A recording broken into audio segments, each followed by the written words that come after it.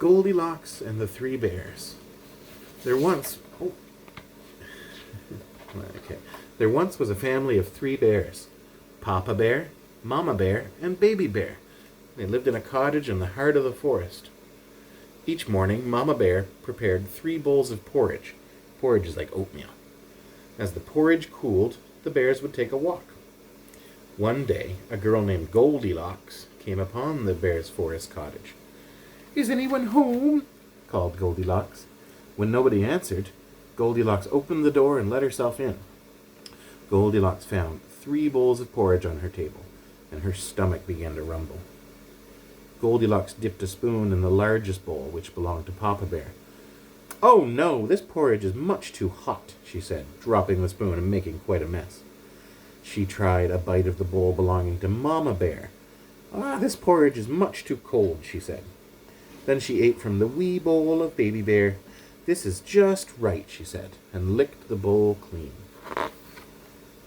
Papa Bear, Mama Bear, and Baby Bear were ready for their breakfast, but when they got to the kitchen, they could not believe their eyes. Papa looked at his big bowl of porridge. There was quite a mess around his bowl. "Someone has been eating my porridge," said Papa Bear in his loud, rumbly voice. Mama Bear looked at her middle-sized bowl of porridge. It had been bumped, and some of the porridge had spilled. "Someone has been eating my porridge as well," she said, "and that someone has left quite a mess." Baby Bear went over to his wee little bowl and began to cry.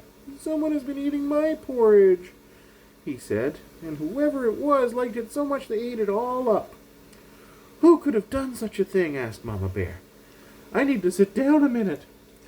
The bear family walked over into their living room. Again they were surprised. "Someone has been sitting in my chair," Papa Bear said in his loud, grumbly voice. Mama Bear picked up a pillow that had been pulled from her seat. "Someone has been sitting in my chair as well," she gasped. "And look what a mess they made." But it was Baby Bear who had the biggest surprise when he went over to his favorite rocking chair.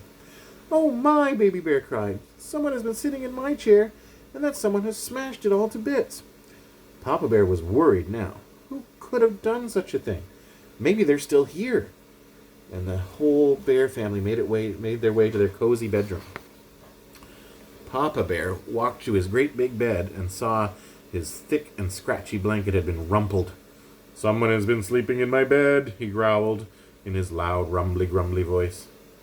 Mama Bear looked at her middle-sized bed. She picked up the pillow that had been thrown to the floor.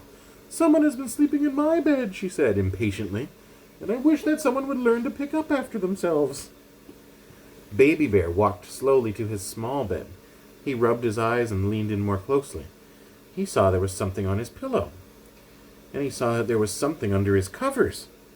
Frightened, he ran back to his parents.